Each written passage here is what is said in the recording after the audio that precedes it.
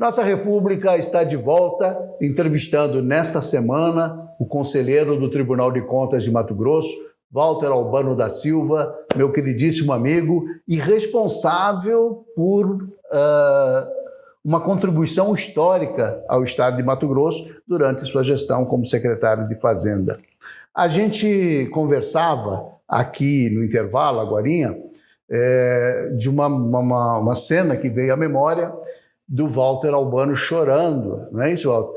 Numa sala do Tesouro Nacional, numa reunião com então Pedro Parente, que comandava o Tesouro, né? Era o secretário executivo do Ministério. Do Ministério da Fazenda, que era comandado por Pedro Malan. E uma reunião duríssima, porque se impunha a Mato Grosso sacrifícios enormes e que, assim, de uma maneira muito inflexível, né? Não se encontrava um caminho que pudesse dar um ar. Eu lembro muito disso, dessa reunião, e lembro muito de você chorando em algum determinado momento com essa indignação, não uma indignação contra o governo, contra o parente, não, pela situação, né? Quer dizer, sentindo a dor que estava aquela situação. Era isso? Isso mesmo, Mauro. Olha, Mauro, na verdade, naquela ocasião, confirmando o que você está dizendo, naquela ocasião nós vivíamos assim quase que semanalmente visitando o Ministério da Fazenda, o Tesouro Nacional, tratando de assuntos diversos. E as imposições do primeiro termo de acordo para garantir a sustentabilidade fiscal do Estado eram imposições quase que intransponíveis. Do ponto de vista político, causariam danos onerosos. E, então, essa reunião que você se referiu, ela terminou, na verdade, às 3h, né? Tendo sido iniciada em torno de 10h da manhã, 3h do outro dia. Então, muito demorado, estabelecendo os requisitos, estabelecendo metas, onde que deveria cortar, incluía, inclusive, a privatização da companhia energética, a antiga Semate, que hoje é Energisa, né? Então, eram imposições muito fortes. Ao tempo em que a gente ia discutindo, eu com o secretário de Administração, Maurício Magalhães, o secretário de Planejamento, que era o doutor Edson Garcia, que inclusive é um funcionário do governo federal, muito graduado. Então, era uma batalha muito difícil. E houve mesmo, viu, Mauro? A gente precisa registrar. Pessoas que têm compromisso com o Estado de verdade, e existem muitas pessoas, né? E estou falando com uma aqui, que é o grande empresário e jornalista Mauro Camargo, a gente sente no coração, sente na alma. Foi muito difícil, mas eu posso lhe dizer o seguinte, era um sacrifício necessário. Era um sacrifício necessário. Se mostrou, né, Walter? O resultado disso foi a possibilidade do Estado virar a página da história e chegar no que é o Estado hoje, né? Apesar do percalço no caminho. E aí, Mauro, tudo que foi planejado foi feito. É preciso destacar a unidade da equipe de Dante de Oliveira, porque mesmo aqueles que ideologicamente não concordavam, quando o governador dizia, bom, o caminho então é esse, todos nós nos uníamos, você estava lá. Nos uníamos e uníamos fortemente, a unidade da equipe em cima de propósitos, né? E todo aquele sacrifício se mostrou, sim, efetivo e que estava no caminho certo. Inclusive, tem aquela questão que surgiu já em 98, que foi assim, casa arrumada.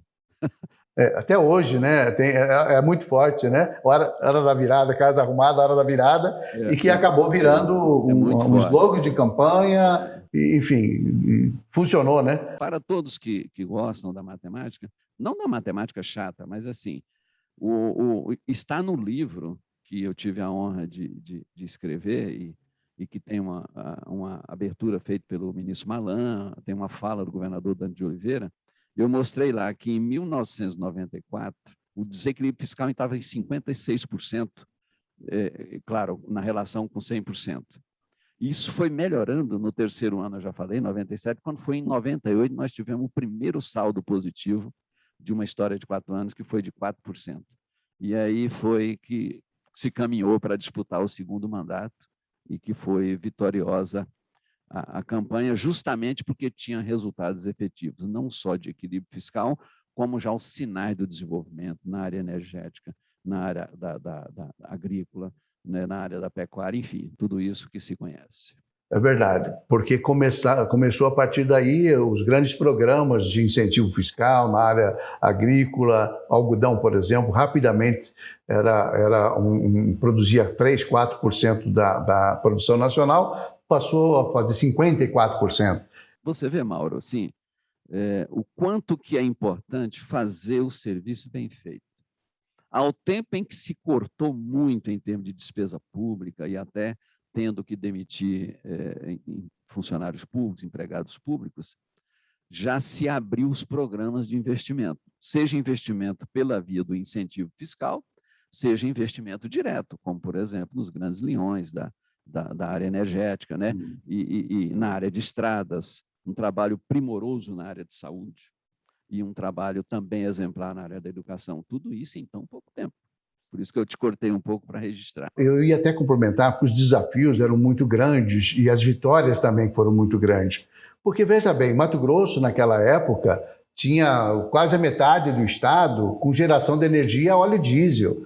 43 municípios. 43. 43 municípios do interior. De 84, 86 municípios, 43 era com gerador a diesel. Praticamente metade da época, do número de municípios da época, né? Você vê o baixo nível de desenvolvimento e o que virou Mato Grosso hoje. Quer dizer, essa transformação é um negócio inacreditável, né? Quando a gente fala assim, olha, ele não contribuía com zero de imposto no caso do algodão e passou a ter uma contribuição pequena, mas importante, do seu ponto de vista, né? Com 70 e poucos % de desconto, de imposto e tal. Esse incentivo mudou a produção de algodão. Hoje, Mato Grosso se não fosse a questão da logística, da distância do estado, seria um grande polo têxtil do Brasil, né? Inclusive, eu tenho dito e falo até hoje, na condição de conselheiro, que eu sou a favor do incentivo fiscal ao desenvolvimento. O que eu nunca concordei e não concordo é com as isenções ou imunidades tributárias gratuitas. Sem retorno para o Estado, né? Sem retorno. Você tem um setor funcionando e ele, teoricamente, só para facilitar, ele tem uma contribuição de 10% da sua renda a título de tributo estadual e, de repente, você deixa de ser 10% e passa a ser 5% para incentivar o setor. Incentivar o setor a quê? Incentivar o setor tem que incentivar com pré-requisito, para que o setor aumente a produção, aumente a prestação de serviço, enfim, aumente a sua economia privada, para melhorar a economia do setor público.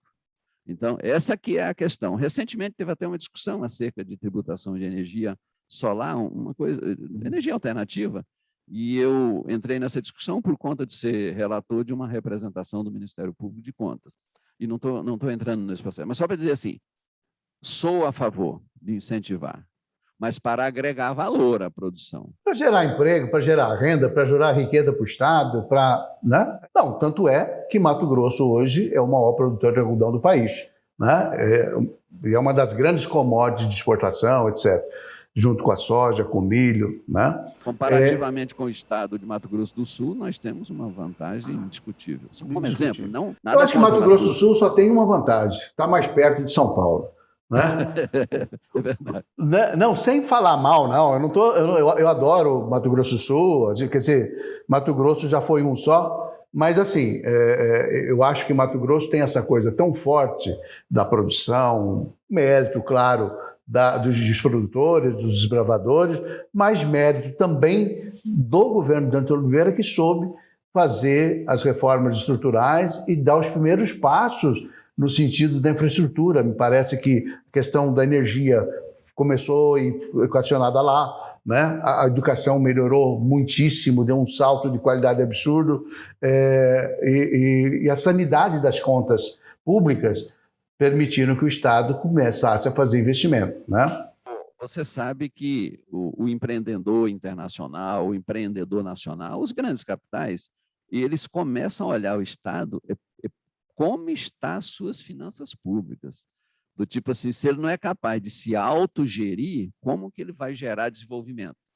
E aí, dificilmente, o capital estrangeiro, o capital nacional, vem para um Estado que tem má gestão, só para esse registro. Agora, Walter, vamos falar um pouquinho do presente, né? Antes da gente entrar nas teses aí mais filosóficas, que não são filosóficas no sentido do romantismo, mas que são práticas, porque você é uma pessoa extremamente prática, racional naquilo que faz, do jeito que toca as coisas, muito metódico. Mas, assim, vamos falar de sustentabilidade fiscal e vamos falar de financiamento do desenvolvimento daqui a pouquinho, mas antes disso eu queria uma comparação, se você pudesse fazer, do que aconteceu agora, recentemente no Estado, a partir do governo Mauro Mendes, também pegou o Estado numa situação com um grau de insolvência grande, com uma dificuldade financeira enorme, né? Não era aquele caos daquele tamanho, mas não era o Estado não era aquele elefante com casemate, semate, que mais um monte, metamate, mais um tanto de elefante pesado, difícil de carregar, mas, de qualquer maneira, foi feita a obrigação, o princípio é o mesmo, não é mesmo, Walter? Sim, Mauro, o princípio é o mesmo. Eu já ouvi, inclusive, de pessoas que dizem assim, olha, acontece que o governador Mauro Mendes, e às vezes é normal falar em relação ao político assim, o Mauro Mendes ele é muito assim, gerentão, etc. Eu posso dizer o seguinte, eu creio que é uma qualidade de qualquer autoridade política ser, ao mesmo tempo, um visionário, um estrategista e um gerentão. É preciso ser um bom gerente para promover cortes e direcionamento, corte de despesa e direcionamento de investimento. A situação é muito parecida. O que há de diferença é que, realmente, Dante de Oliveira ele herdou um monstro de um aparelho de Estado.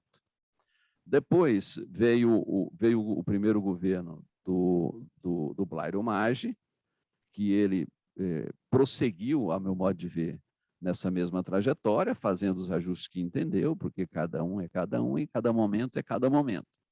No segundo governo, eu tenho a avaliação do Blairo Maggi, houve muita concessão no sentido de autorizar despesas de longo prazo sem fazer a conta certa, principalmente em relação a leis que dizem respeito a servidores públicos. Então, uma lei plurianual de 5, 6 anos para que os salários passem para tal valor. Isso prosseguiu no governo posterior do governador Silval Barbosa, em muitos casos. Em muitos casos se aprofundando, inclusive, né? Essas concessões onerosas. Em muitos casos se aprofundando, e eu tenho a avaliação que começou o pouco apreço pelo controle da despesa. Começou não, aprofundou o pouco apreço. Isso ficou bem evidente com as obras da Copa, com todo o resto, né? Ficou bem evidente. Houve muito investimento em razão da Copa do Mundo, mas é um investimento muito pontual e localizado a valores muito altos. Eu estou me referindo somente à questão fiscal e de financiamento do desenvolvimento. No governo do governador Pedro Tax, ainda que ele tenha manifestado o interesse de promover ajuste, não promoveu. E aí, Mauro, é assim, o tempo é muito longo para você deixar de cuidar, de apertar a parte fiscal. Então, você está falando de praticamente 3 mandatos, certo? 3 mandatos. Aí vem a questão que é mais do que filosófica, como você disse, é prática. Mauro Mendes entrou em janeiro de 2019 e em 2 anos, está no 3º, em 2 anos a situação já mudou totalmente. Por quê? Porque o Estado tem capacidade de recuperação, mas é preciso ter mão forte na questão da despesa. E aí depois eu quero falar, no momento que se achar oportuno, qual que é a tese que eu sempre defendi de como é que se planeja o desenvolvimento do Estado a partir da situação fiscal. Tá, a gente vai para mais um intervalinho, Walter, e vamos seguir nesse assunto, porque ele é muito importante, porque é uma coisa que não se pode descuidar. A gente vai para um comercial e volta num instante só, não sai daí.